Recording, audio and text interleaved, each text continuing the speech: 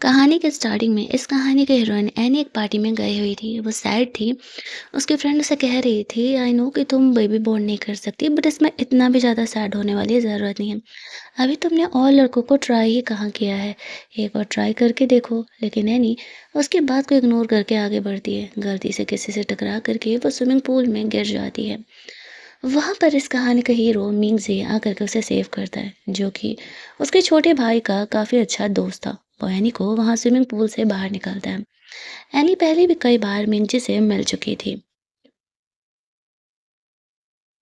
वो उठ करके वहाँ से चली जाती है। फ्लैशबैक में वो याद करती है, डाइवोर्स हुए उसे 5 इयर्स हो चुके थे। और यहाँ पर अब उसे पता चला था 29 के साल में वो अब तो बेबी भी बॉर्न नहीं कर सकती। इस बात से वो बहुत ही सैड थी। इसी वजह से इसी पार्टी में आई हुई थी। ड्रंक होकर के अपने घर में बैठी हुई थी, तभी मीन जी यहाँ पर अपने दोस्त को ढूंढते हुए गलती से उस घर में आ जाता है। एनी को देखता है, उसे लगता है शायद एनी बहुत ज़्यादा ही ड्रंक है और वो उसे पानी लेने के लिए जाता है, देने के लिए। लेकिन दोनों के बीच यहाँ रोमांटिक मोमेंट क्रिएट होते हैं। एनी वैसे ही बहुत सैड एंड ड्रंक थी। वो मिंगजी के साथ यहाँ पर इंटीमेट होती है। अब यहाँ से इनकी एक्चुअल कहानी शुरू होती है। हमें पता चलता है मिंगजी पहले से ही एनी को पसंद करता था। अगली सुबह जब मिंगजी की नींद खुलती है, वह एनी को अपने साथ ऐसे सिचुएशन में देख करके थोड़ा घबरा जाता है। कल रात क्या हुआ ये सोचते हुए एनी की नींद खुलती है। वो मिंगजी को यहाँ देख करके गुस्सा करके उसे पूछने लगती है कि वो उसके बेड में क्या कर रहा है।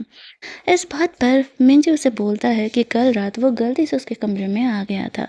तभी वहाँ पर एनी का भाई एनी को ढूंढते हुए आ जाता है कि वो ठीक तो है ना। और वो जल्दी से मिंगजी को कमरे में छुपाती है ताकि उसके भाई को पता ना चल सके। उसके भाई को यहाँ पे ये तो लगता है कि यानी किसी को तो छुपाई है, लेकिन बस वो उसका शकल नहीं देख पाता। हालांकि वो खुश था कि चलो उसकी बहन मूव ऑन करने का कोशिश कर रही है। यानी अपने भाई को बाहर लेकर के जाती है और मिंजी को विंडो से जंप करने के लिए बोल देती है। बेचारा मिंजी विंडो से जंप करता है नीचे। उसका सेक्रेटरी उसका इंतजार कर रहा था। एनी को नहीं पता था कि मिंगजी इतना अमीर है। जैसे तैसे करके वो वहाँ से बाहर निकलता है। आज वो अपनी ही कंपनी में इंटर्न के तौर पर जॉब ज्वाइन करने वाला था। उसे नहीं पता था कि एनी भी उसी कंपनी में काम करती है, बहुत ही अच्छे पोजीशन पे। वो बहुत ही रूड बॉस थी, लेकिन काम बहुत ही सही तरीके से करती थी। मिंजी खुश हो जाता है कि चलो इसी बहाने एनी के करीब रहने का मौका मिलेगा। बचपन में एनी ने उसका हेल्प किया था और वह तभी से उसके साथ रहना चाहता था, लेकिन कभी उसे मौका नहीं मिला। अगले दिन नैनी को भी पता चलता है कि मिंगजी उनके कंपनी में एज इंटर्न आया है। वो मिंगजी को नहीं रखना चाहती थी, लेकिन मिंगजी वहाँ पर आता है और उसे पता चलता है कि मिंगजी को जॉब तो ज्वाइन करा दिया गया और बीच से बात है कि वो उसे ऐसे तो नहीं निकाल सकती। फिर वो सोचती कोई बात नहीं, वो मिंगजी को जॉब पर रख लेती है और उसे इतना टॉर्चर करेगी कि वो खुद ही रिजाइन कर देगा। उसका तो यही प्लान था, लेकिन उसे पता नहीं था कि मिंगजी खुद इस कंपनी का सीईओ है। सिर्फ कुछ चीज़ों को चेक करने के लिए एज इंटर्न वो यहाँ पर ज्वाइन किया है। जॉब पे रखने के बाद एनी मिंगजी को बेफजूल का बहुत ही मेहनत वाला काम देती है, जिसका कि कोई ज़रूरत भी नहीं था। उसे स्टोर रूम में लेकर के गई थी, जहाँ पर एक आदमी आता है और इन दोनों ड्रॉर को पास लाने लगता है। इस चक्कर में वो दोनों भी काफ़ी करीब हो जाते हैं। एनी मिंगजी को चुप रहने के लिए कहती है ताकि बाहर किसी को पता ना चले कि वो दोनों यहाँ पर साथ में हैं। मिंजी तो इस सिचुएशन का फुल ऑन मज़ा ले रहा था। एनी को कहता है, डोंट वरी बॉस, मैं आपका काम ज़रूर ही कर दूंगा।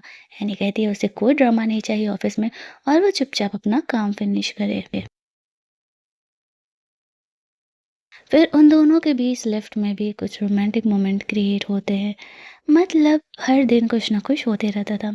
एक दिन एक आदमी जो उनके कंपनी में काम करता था, वो मिंगजी को प्रोजेक्ट अच्छे से कंप्लीट नहीं करने की वजह से डांट लगा रहा था। एनी चेक करती है कि मिंगजी ने सिर्फ प्रोजेक्ट कंप्लीट ही नहीं किया, बल्कि जो उसमें छोटी सी छुपी हुई गलती थी उसे भी ठीक कर दिया था। और ये मैनेजर के पास इतना दिमाग था नहीं जो वो लगा पाता। इसी वजह से वो मिंगजी को डांट रहा था। तभी एनी बीच में जाती है उस मैनेजर को डाँटने लगती है कि जब तुम खुद ये काम नहीं कर सकते हो, समझ नहीं सकते हो, तो तुम मिंगजी को नहीं डाँटो। जस्ट बिकॉज़ कि वो एक इंटर्न है। यहाँ पर वो उसे सपोर्ट करती है, दोनों के बीच थोड़ा बहसा-बहसी हो जाता है, जिसमें कि मिंगजी को एनी के पैर में थोड़ा-सा चोट लग जाता है। मिंगजी उसे अपने ऑफ़िस में लेकर के जाता है। उसके पैर में लगी चोट पर वो दवा लगा रहा था। एनी उसे कहती है, "मुझे ऐसा क्यों लग रहा है कि तुम सिचुएशन का फ़ायदा उठाने का कोशिश कर रहे हो?" मिंगजी कहता है, "ऐसा कुछ भी नहीं है।" कहीं न कहीं एनी भी मिंगजी की ब्यूटी से थोड़ा तो इम्प्रेस हो गई थी, लेकिन वो जानती थी कि वो एक डाइवोर्स्ड वुमन है और वो मिंगजी के साथ रिलेशनशिप में भला कैसे ही रह सकती है। इसी वजह से वो अपनी फीलिंग को कंट्रोल करके रखती है। दूसरी तरफ मिंगजी अपनी फैमिली के साथ डिनर कर रहा था। उसके पेरेंट उसे कहते हैं, कंपनी एक बार संभाल लो, फिर तुम्हारी शादी हमने जीजी से सेट कर दी है और उसे मिलने के लिए बुलाएंगे। तभी मिंगजी को पता चलता है एनी के वॉशरूम का नल खराब हो गया है। वो खाना वाना छोड़ करके बीच में ही उसे ठीक करने के लिए पहुंच जाता है। बहाना करके डॉक्यूमेंट कहाँ वहाँ वहाँ पर वो पहुंचता है। एनी पूछती भी है कि वो यहाँ क्या कर रहा है, तो वो कहता है मैं डॉक्यूमेंट डिलीवर करने के लिए आया था। एनी कहती है तुम्हें नल ठीक करने आता है? वो कहता हाँ हाँ ज़रूर। वो जानबूझ करके यहाँ पर आया हुआ था और एनी जैसे उसे नल ठीक करने के लिए बोलती है वो तुरंत ही वॉशरूम में चले जाता है। लेकिन इस चक्कर में गलती से वो नल और ज़्यादा ख़राब कर देता है और पानी वहाँ से बहने लगता है, जिस वजह से दोनों के बीच थोड़े रोमांटिक मोमेंट क्रिएट होते हैं और मिंगजी एनी को किस कर लेता है। अब मिंगजी भी भीग गया था तो एनी उसे दूसरा ड्रेस पहन करके चेंज करने के लिए बोलती है, कहीं उसकी तबीयत ना ख़राब हो जाए। बाहर वो भी चेंज करके बैठ करके टीवी देख रही थी, जहाँ पर ये टीवी पे भी रोमांटिक सीन्स ही चल रहे थे। तभी मिंगजे वहाँ पर आता है और वो कहता है तो हम ये ट्राई करें क्या? एनी यहाँ पर काफ़ी शर्माने लगती है। मिंगजे जानता था कि रोमांस करने का मूड तो एनी का भी है, दैट्स वाई वो खुद ही रोमांस को इनिशिएट करता है। वो दोनों यहाँ पर एक बार फिर एक होते हैं, एक दूसरे से प्यार करते हैं। मिंगजी एनी से कहता है पिछली बार हम ड्रंक थे, इस बार ड्रंक नहीं है, तुम श्योर हो ना कि तुम्हें ये करना है? एनी कहती है रोमांस करते समय इतनी बातें कौन करता है भला। आफ्टर दैट वो दोनों वहाँ पर इंटीमेट होते हैं। अगली सुबह ऑफिस में एनी जब केक खा रही थी तो उसके लिप्स पे क्रीम लग गया था। मिंजी उसे क्लीन करने का कोशिश करता है, लेकिन एनी को लगता है कि वो उसे किस करने आ रहा है। तभी उनके ऑफिस की लड़की इधर आने लगती है तो एनी मिंजी को डांटने लगती है। उसे लगता है कि वो बॉस अपनी एम्प्लॉय को डांट लगा रही है। वो अपने रिलेशनशिप को कभी भी ऐसे पब्लिक होने देना नहीं चाहती थी। मिंजी को ये हिडन रिलेशनशिप में कुछ ज़्यादा ही मज़े आ रहे थे। तभी एनी नोटिस करती है कि उसे वॉमिटिंग सा फील हो रहा है। डॉक्टर को दिखाने के लिए जाती है तो उसे पता चलता है कि वो प्रेग्नेंट है। वो खुश भी थी और सैड भी। प्रेग्नेंट होना उसके लिए एक मैजिक की तरह ही था। लेकिन यहाँ पर प्रॉब्लम ये था कि वो मैजिक डाइवोर्स होने के बाद आ रहा था। इसी वजह से वो इस बात को छुपा करके रखने का डिसाइड करती है, लेकिन उसका ये रेगुलर वॉमिटिंग वाली फीलिंग ऑफिस में गॉसिप फैला देती है कि कहीं वो प्रेग्नेंट तो नहीं है। मिंगज़ी भी उसकी तबीयत को नोटिस करता है कि एनी की तबीयत ठीक नहीं है, लेकिन उसे ये डाउट नहीं था कि हो सकता है कि वो प्रेग्नेंट हो। लेकिन ऑफिस में लोगों को जब वो बात करते हुए सुनता है तब उसे डाउट होता है कि कहीं एनी सच में प्रेग्नेंट तो नहीं है। वो हॉस्पिटल जाकर के पता लगाता है। उसे पता चलता है कि हाँ, एनी सच में प्रेग्नेंट है। उसकी खुशी का कोई ठिकाना ही नहीं रहता। वो तुरंत ही एनी से बात करने के लिए जाता है, जहाँ पर कि वो एनी को बहुत सारे स्नैक्स वगैरह देता है। एनी उसे लेने से मना कर देती है। इतना ही नहीं, वो उसे कहता है मुझे पता है कि तुम मेरे बेबी को लेकर के प्रेग्नेंट हो। एनी कहती है बकवास मत करो। तो इस बात पे मिंजी कहता है मैंने सारे टाइमिंग्स मैच किए हैं, वो मेरा ही बेबी है। एनी कहती है अगर है भी तो क्या फ़र्क पड़ता है, हम दोनों के बीच जो कुछ था वो सब कुछ एक दूसरे के मर्जी से था और मैं नहीं चाहती कि तुम मेरी जिम्मेदारी लो। मिंगजी कह रहा है क्या बकवास कर रही हो, तुम मेरे बच्चे की होने वाली माँ हो। मैं सच में तुमसे प्यार करता हूँ, तुमसे शादी करना चाहता हूँ, तुम्हारी रिस्पॉन्सिबिलिटी लेना चाहता हूँ। एनी कहती है नहीं, मुझे ना लोगों के ताने नहीं सुनने हैं। मैं डाइवोर्स्ड हूँ और तुम मुझसे 6 साल छोटे हो। मैं किसी हालत में तुमसे शादी नहीं कर सकती। रही बात इस बच्चे की, तो ये मेरा बेबी है, इसके साथ क्या करना है ये मैं डिसाइड करूँगी। हमारे बीच जो भी रिलेशन था वो यहीं ख़त्म होता है। वो जानबूझ करके मिंगजी को हर्ट करने के लिए ये बातें बोल रही थी। वो जानती थी उनके रिलेशन का शायद कोई फ्यूचर नहीं है। 4 लोग क्या कहेंगे इन बातों को सोच करके। मिंगजी का भी दिल टूट जाता है। वैसे तो उसे कहता है कि तुम्हें मेरी प्यार की बिल्कुल भी फ़िक्र नहीं है। ये कह के वहाँ से चले जाता है, अपने डैड से मिलता है। उसकी कैपेबिलिटी की वजह से उसके डैड अब उसे कंपनी का सीईओ का पोजीशन सौंपने वाले थे। साथ ही में उसे जीजी से भी मिलने के लिए बोलते हैं क्योंकि अब मिंजे की भी शादी-वादी हो जाए, वो सेटल हो जाए तो अच्छी बात है। अगले दिन एनी की कंपनी में उनका बॉस आने वाला था। सारे लोग रेडी थे अपने बॉस से मिलने के लिए, लेकिन एनी ये देख के शॉक हो जाती है। उनका बॉस कोई और नहीं मिंगजी है। वो थोड़ी एम्बैरेस थी, वो मिंगजी के साथ इंटीमेट हो चुकी है और इतना ही नहीं, उसने कल मिंगजी को इतना ज़्यादा भला-बुरा सुना दिया। अब वो जानती थी कि वो ज़रूर ही इस बात का बदला लेगा। मिंगजी एनी को इग्नोर करके अंदर कंपनी में चले जाता है।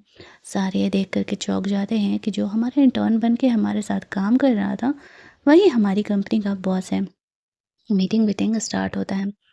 एनी बिल्कुल कैजुअली बिहेव कर रही थी, लेकिन उसकी तबीयत डे बाय डे थोड़ी कमज़ोर हो रही थी क्योंकि वो प्रेग्नेंट थी। मिंगजे की नज़रें एनी पे रहती थी, वो उस पर फोकस करते रहता था।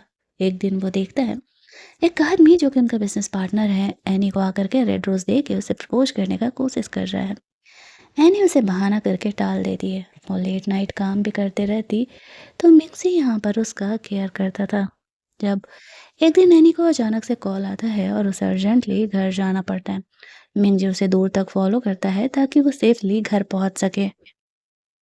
मिंगजी कहने को तो एनी से ब्रेकअप कर चुका था, लेकिन वो उसका पीछा नहीं छोड़ने वाला था। भाई वो उससे इतना प्यार करता था, इतनी आसानी से वो उसका पीछा कैसे छोड़ सकता था। मिंगजी अलग होने के बाद भी उसका इतना केयर कर रहा है, इस बारे में आनी को कोई आइडिया नहीं था। उसे तो लगा था कि मिंगजी शायद उसके लाइफ से जा चुका है। घर जाकर के वो मिंगजी के कपड़े को देख करके उसे याद कर रही थी, लेकिन वो उसके पास वापस नहीं जाना चाह रही थी। अगले दिन वो कंपनी की तरफ से एक पार्टी में जाती है। जब वहाँ पर जाती है तो वो मिंगजी को जेजी के साथ देखती है। उसे थोड़ा सा बुरा लगता है और थोड़ा सा जेलस भी होता है। एनी का ड्रेस पर गलती से इस चक्कर में वाइन गिर जाता है। एनी ड्रेस चेंज करने के लिए चली जाती है। वहाँ जाती है तो मिंगज़ी उसे फ़ॉलो करते-करते आ जाता है। एनी उस पर थोड़ा-सा इस बात से भी गुस्सा थी क्योंकि मिंगज़ी ने उसे अपनी आइडेंटिटी के बारे में नहीं बताया था। मिंगज़ी उसे कहता है, मैं तो तुम्हें जीजी के साथ यहाँ आकर के जेलस फ़ील करा रहा था। तुम्हें तुम्हारी फ़ीलिंग का एहसास दिला रहा था। तुम्हें पता है कि मैं तो तुमसे सही में प्यार करता हूँ, पसंद तो तुम भी मुझे करती हो, लेकिन सिर्फ़ सोसाइटी की वजह से मुझे हाँ नहीं करी। बट क्या ये सोसाइटी हमारे लिए हमेशा खड़ी रहेगी, हमारे नीड्स को पूरा करेगी? हम दोनों एक-दूसरे को प्यार करते हैं, हमें दूसरों के बारे में नहीं सोचना चाहिए। लेकिन एनी अब भी मिंगजी के साथ रिलेशनशिप में आने के लिए तैयार नहीं थी। मिंगजी उसे समझाता है, लेकिन एनी उसकी बात नहीं मानती है। मिंगजी एनी को किस कर रहा था, तो वो थोड़ा-सा गुस्सा करके कमरे से बाहर निकल जाती है। जीजी मिंगजी को एनी को फॉलो करते हुए देखती है तो सोचने लगती है कि उसका उन्हीं के साथ क्या रिलेशन है, लेकिन मिंगजी उसे नहीं बताता है। पार्टी के बाद ये लोग घर में बैठ कर के खाना खा रहे थे। उसकी फैमिली यहाँ पर मिंगजी को जिसी से शादी-वादी करने का बात कर रही थी, लेकिन मिंगजी कहता है कि नहीं, वो उसे पसंद नहीं करता है। इसी वजह से वो उससे शादी नहीं कर सकता है। अब जीजी को थोड़ा-सा एनी को सबक तो सिखाना पड़ेगा। दूसरी तरफ मिंगजी और एनी अपने बिजनेस मीटिंग के लिए निकल रहे थे। वो लोग एक साइट के इंस्पेक्शन के लिए जा रहे थे, जहाँ पर कि रास्ता बहुत ज़्यादा ही खराब था और ड्रामा की हीरोइंस तो सोते समय भी हाई हील्स ही पहनती हैं, तो एनी हाई हील पहन करके गई हुई थी। मिंगजी जिम बॉय होगा, उसे उठा करके आगे बढ़ता है। दोनों यहाँ पर साइट इंस्पेक्शन कर रहे थे। मौसम बहुत ख़राब हो जाता है और यहाँ पर फिसल करके दोनों एक गड्ढे में नीचे गिर जाते हैं। एनी को सेव करने में मिंगजी यहाँ पर थोड़ा-सा इंजर्ड हो जाता है। एनी को इस बात का रिग्रेट होने लगता है कि मिंगजी उसे बचाने के चक्कर में इस तरीके से इंजर्ड हुआ है। मिंगजी उसे कहता है, तुम्हें कब मेरी फीलिंग का एहसास होगा? एनी कहती है, ये बातें अभी करने का वक्त नहीं है। वो रेस्क्यूअर टीम के आने का वेट कर रही थी। थोड़ी देर में वो लोग यहाँ पर आते हैं। मिंगजी को जल्दी जल्दी हॉस्पिटल लेकर के जाया जाता है, जहाँ पर कि वो अभी बेहोश था। एनी की देख करके उसकी काफ़ी फिक्र हो रही थी।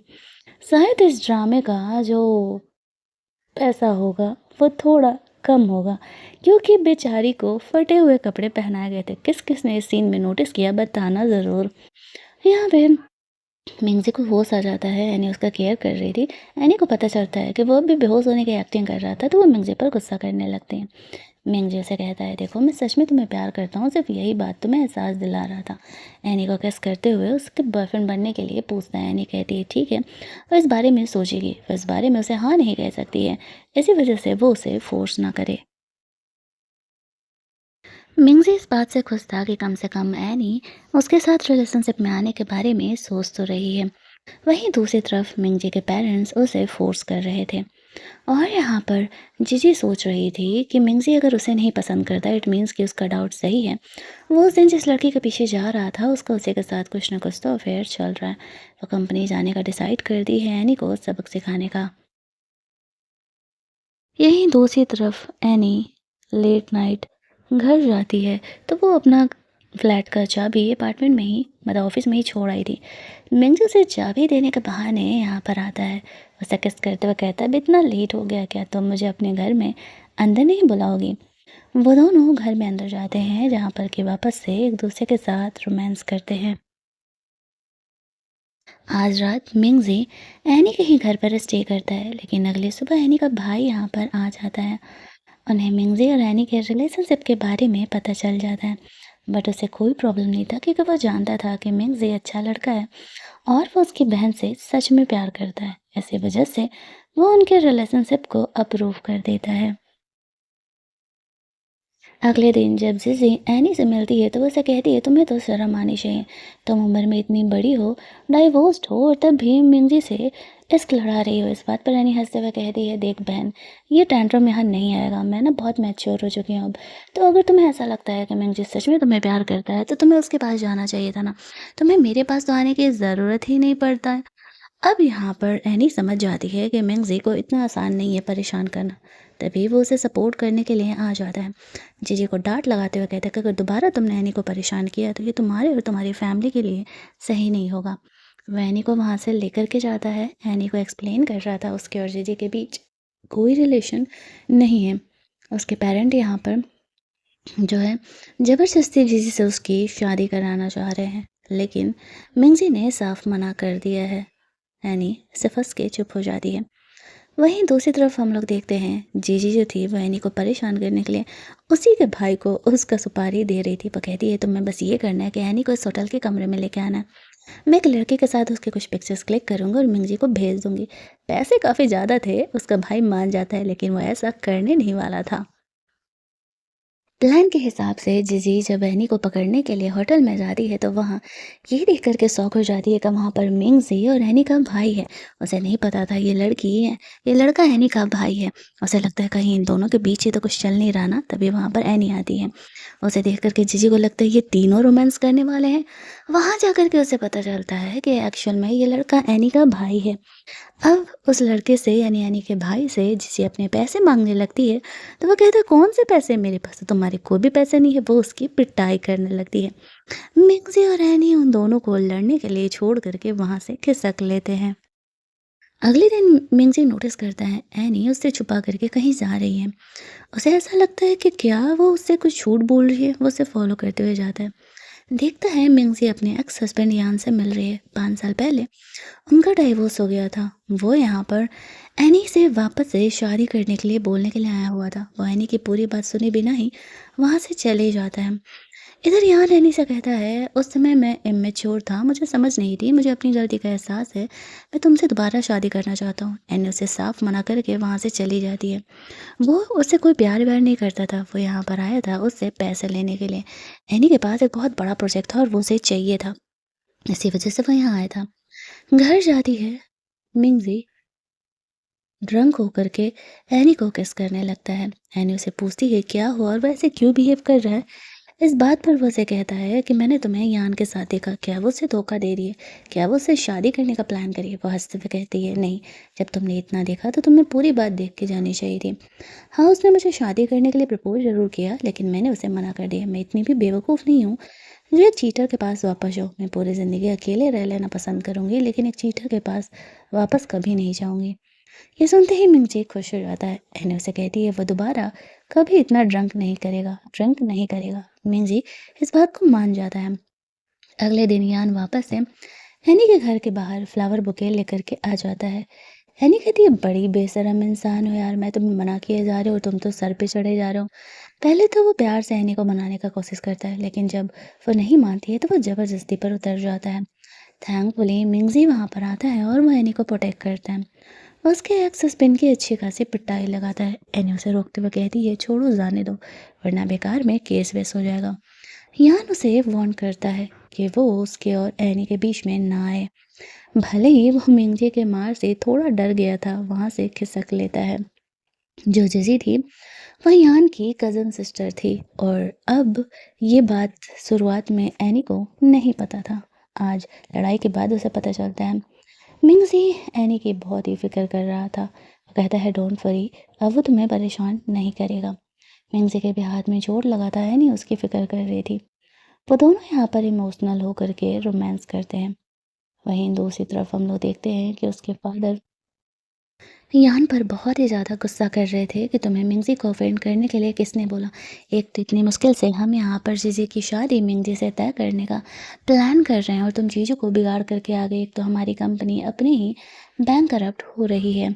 यहाँ पर यान उसे कहता है कि डोंट वरी डैड, मैं सब कुछ संभाल लूँगा, मैं आपको ऐसा कुछ भी नहीं करने दूँगा। तभी वहाँ पर जीजी आती है। यान उसे उसके साथ मिलके काम करने के लिए बोलता है। वो कहता है अगर वो उसकी हेल्प करेगी तो मिंगजी उससे शादी ज़रूर कर लेगा।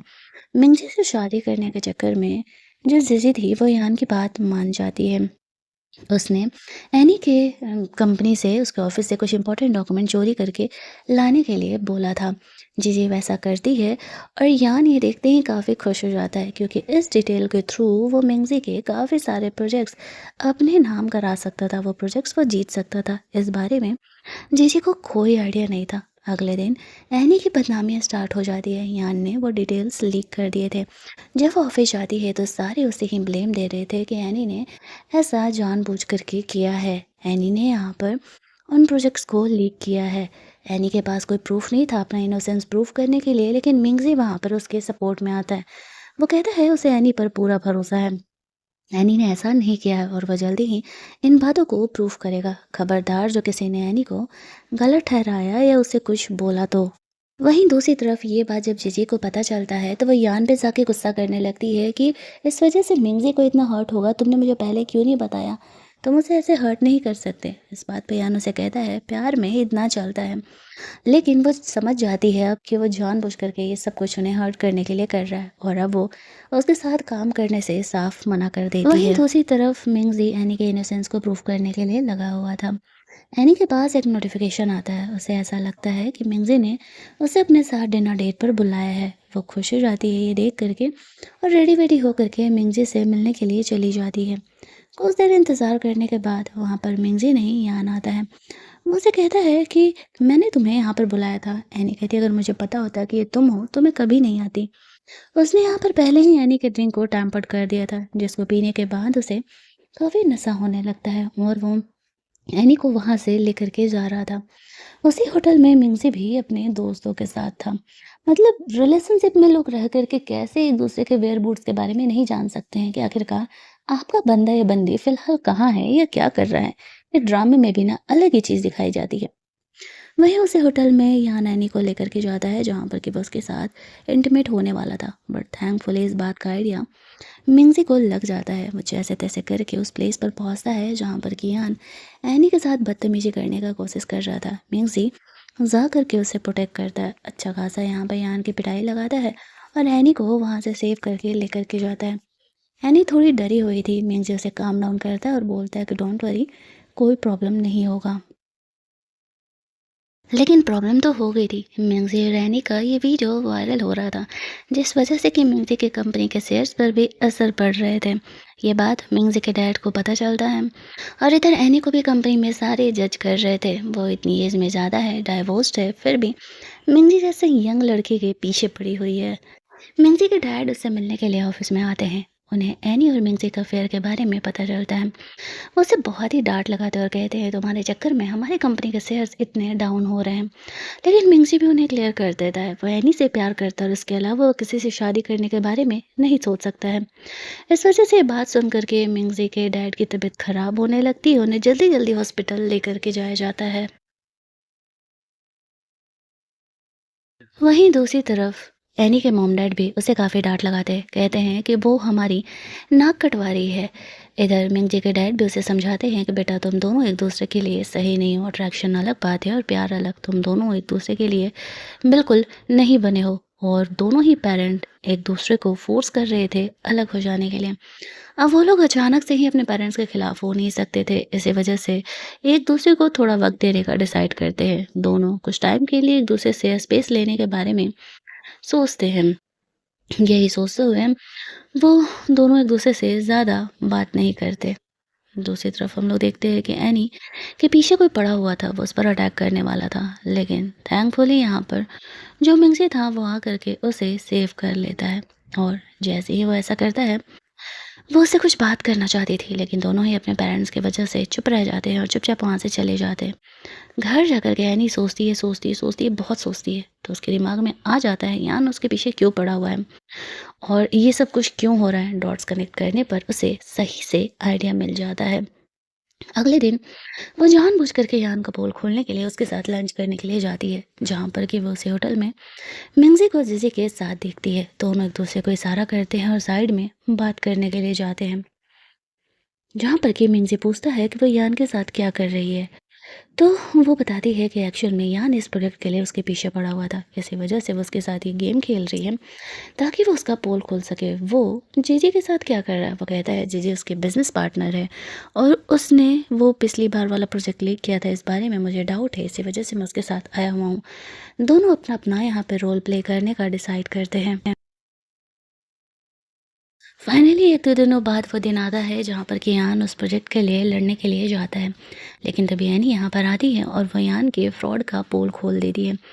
इस वजह से उसे इस प्रोजेक्ट से बाहर तो किया ही जाता है और साथ ही में यान को फ्रॉड करने के लिए जेल भी हो सकता था। वो समझ जाता है कि एनी उतने दिनों से उसके साथ गेम खेल रही थी ताकि वो यहाँ पर उसके जाल में फँस सके। जब वो ये प्रोजेक्ट हार जाता है तो गुस्से में आकर के यहाँ पर एनी को किडनैप कर लेता है। मिंगजी काफ़ी देर से एनी से कांटेक्ट नहीं कर पा रहा था। उसे उसकी फ़िक्र होती है कि आखिरकार वो गई कहाँ? तभी उसे पता चलता है यान ने उसे किडनैप कर लिया। वो खुद ही उसे वीडियो और लोकेशन भेजता है और उसे यहाँ पर आने के लिए बोलता है। साथ ही में वो प्रोजेक्ट के पेपर्स भी लाने के लिए बोला था। मिंगजी एनी को वहाँ पर सेव करने के लिए जाता है। उसके और यान के बीच काफ़ी लड़ाई झगड़े होते हैं लेकिन थैंकफुली वो एनी को सेव कर लेता है। इस चक्कर में वो थोड़ा इंजर्ड भी हो जाता है। जिसे यहाँ पर यान को रोकने का कोशिश भी करती है लेकिन वो किसी की बात सुनने के लिए तैयार नहीं था।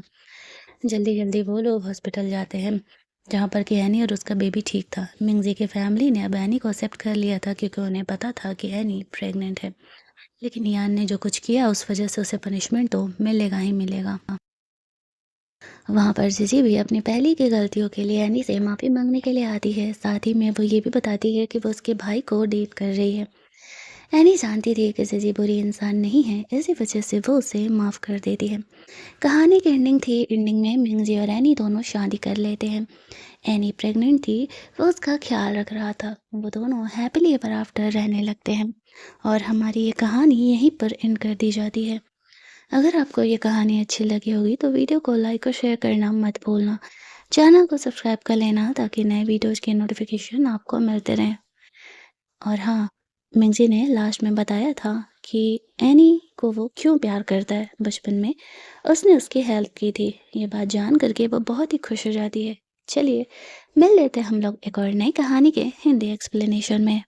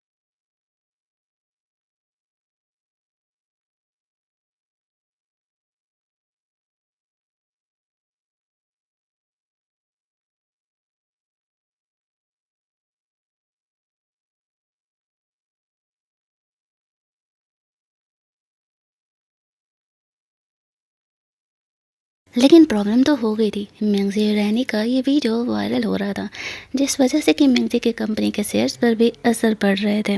ये बात मिंगजी के डैड को पता चलता है और इधर एनी को भी कंपनी में सारे जज कर रहे थे। वो इतनी एज में ज़्यादा है, डाइवोर्स्ड है, फिर भी मिंगजी जैसे यंग लड़की के पीछे पड़ी हुई है। मिंगजी के डैड उससे मिलने के लिए ऑफिस में आते हैं। उन्हें एनी और मिंगजी का अफेयर के बारे में पता चलता है। वो उसे बहुत ही डांट लगाते और कहते हैं, तुम्हारे चक्कर में हमारी कंपनी के शेयर्स इतने डाउन हो रहे हैं। लेकिन मिंगजी भी उन्हें क्लियर कर देता है, वो एनी से प्यार करता है और इसके अलावा वो किसी से शादी करने के बारे में नहीं सोच सकता है। इस वजह से ये बात सुन करके मिंगजी के डैड की तबीयत खराब होने लगती है। उन्हें जल्दी जल्दी हॉस्पिटल लेकर के जाया जाता है। वहीं दूसरी तरफ एनी के मॉम डैड भी उसे काफ़ी डांट लगाते हैं, कहते हैं कि वो हमारी नाक कटवा रही है। इधर मिंगजी के डैड भी उसे समझाते हैं कि बेटा तुम दोनों एक दूसरे के लिए सही नहीं हो, अट्रैक्शन अलग बात है और प्यार अलग। तुम दोनों एक दूसरे के लिए बिल्कुल नहीं बने हो और दोनों ही पेरेंट एक दूसरे को फोर्स कर रहे थे अलग हो जाने के लिए। अब वो लोग अचानक से ही अपने पेरेंट्स के ख़िलाफ़ हो नहीं सकते थे। इसी वजह से एक दूसरे को थोड़ा वक्त देने का डिसाइड करते हैं। दोनों कुछ टाइम के लिए एक दूसरे से स्पेस लेने के बारे में सोचते हैं। यही सोचते हुए वो दोनों एक दूसरे से ज़्यादा बात नहीं करते। दूसरी तरफ हम लोग देखते हैं कि एनी के पीछे कोई पड़ा हुआ था, वो उस पर अटैक करने वाला था। लेकिन थैंकफुली यहाँ पर जो मिंगजी था वो आ करके उसे सेव कर लेता है। और जैसे ही वो ऐसा करता है, वो उससे कुछ बात करना चाहती थी, लेकिन दोनों ही अपने पेरेंट्स की वजह से चुप रह जाते हैं और चुपचाप वहाँ से चले जाते हैं। घर जाकर के एनी सोचती है, बहुत सोचती है। तो उसके दिमाग में आ जाता है यान उसके पीछे क्यों पड़ा हुआ है और ये सब कुछ क्यों हो रहा है। डॉट्स कनेक्ट करने पर उसे सही से आइडिया मिल जाता है। अगले दिन वो जानबूझ करके यान का पोल खोलने के लिए उसके साथ लंच करने के लिए जाती है, जहाँ पर कि वो उसे होटल में मिंगजी को जीजी के साथ देखती है। दोनों एक दूसरे को इशारा करते हैं और साइड में बात करने के लिए जाते हैं, जहाँ पर कि मिंगजी पूछता है कि वो यान के साथ क्या कर रही है। तो वो बताती है कि एक्चुअल में यान इस प्रोजेक्ट के लिए उसके पीछे पड़ा हुआ था, इसी वजह से वो उसके साथ ये गेम खेल रही है ताकि वो उसका पोल खोल सके। वो जीजी के साथ क्या कर रहा है, वो कहता है जीजी उसके बिजनेस पार्टनर है और उसने वो पिछली बार वाला प्रोजेक्ट लीक किया था, इस बारे में मुझे डाउट है, इसी वजह से मैं उसके साथ आया हुआ हूँ। दोनों अपना अपना यहाँ पर रोल प्ले करने का डिसाइड करते हैं। फाइनली एक दो दिनों बाद वो दिन आता है जहाँ पर कि यान उस प्रोजेक्ट के लिए लड़ने के लिए जाता है। लेकिन तभी एनी यहाँ पर आती है और वो यान के फ्रॉड का पोल खोल देती है। इस वजह से उसे इस प्रोजेक्ट से बाहर तो किया ही जाता है और साथ ही में यान को फ्रॉड करने के लिए जेल भी हो सकता था। वो समझ जाता है कि एनी उतने दिनों से उसके साथ गेम खेल रही थी ताकि वो यहाँ पर उसके जाल में फंस सके। जब वो ये प्रोजेक्ट हार जाता है तो गुस्से में आकर के यहाँ पर एनी को किडनैप कर लेता है। मिंगजी काफ़ी देर से एनी से कांटेक्ट नहीं कर पा रहा था। उसे उसकी फ़िक्र होती है कि आखिरकार वो गई कहाँ। तभी उसे पता चलता है यान ने उसे किडनैप कर लिया। वो खुद ही उसे वीडियो और लोकेशन भेजता है और उसे यहाँ पर आने के लिए बोलता है। साथ ही में वो प्रोजेक्ट के पेपर्स भी लाने के लिए बोला था। मिंगजी एनी को वहाँ पर सेव करने के लिए जाता है। उसके और यान के बीच काफ़ी लड़ाई झगड़े होते हैं, लेकिन थैंकफुली वो एनी को सेव कर लेता है। इस चक्कर में वो थोड़ा इंजर्ड भी हो जाता है, जिसे यहाँ पर यान को रोकने का कोशिश भी करती है, लेकिन वो किसी की बात सुनने के लिए तैयार नहीं था। जल्दी जल्दी वो लोग हॉस्पिटल जाते हैं, जहाँ पर कि एनी और उसका बेबी ठीक था। मिंगजी की फैमिली ने अब एनी को एक्सेप्ट कर लिया था क्योंकि उन्हें पता था कि एनी प्रेग्नेंट है। लेकिन यान ने जो कुछ किया उस वजह से उसे पनिशमेंट तो मिलेगा ही मिलेगा। वहाँ पर जीजी भी अपनी पहले की गलतियों के लिए एनी से माफ़ी मांगने के लिए आती है। साथ ही में वो ये भी बताती है कि वो उसके भाई को डेट कर रही है। एनी जानती थी कि जीजी बुरी इंसान नहीं है, इसी वजह से वो उसे माफ़ कर देती है। कहानी की एंडिंग थी। एंडिंग में मिंगजी और एनी दोनों शादी कर लेते हैं। एनी प्रेग्नेंट थी, वो उसका ख्याल रख रहा था। वो दोनों हैप्पीली एवर आफ्टर रहने लगते हैं और हमारी ये कहानी यहीं पर एंड कर दी जाती है। अगर आपको ये कहानी अच्छी लगी होगी तो वीडियो को लाइक और शेयर करना मत भूलना। चैनल को सब्सक्राइब कर लेना ताकि नए वीडियोज़ के नोटिफिकेशन आपको मिलते रहें। और हाँ, मिंगजी ने लास्ट में बताया था कि एनी को वो क्यों प्यार करता है। बचपन में उसने उसकी हेल्प की थी। ये बात जान करके वो बहुत ही खुश हो जाती है। चलिए मिल लेते हैं हम लोग एक और नई कहानी के हिंदी एक्सप्लेनेशन में।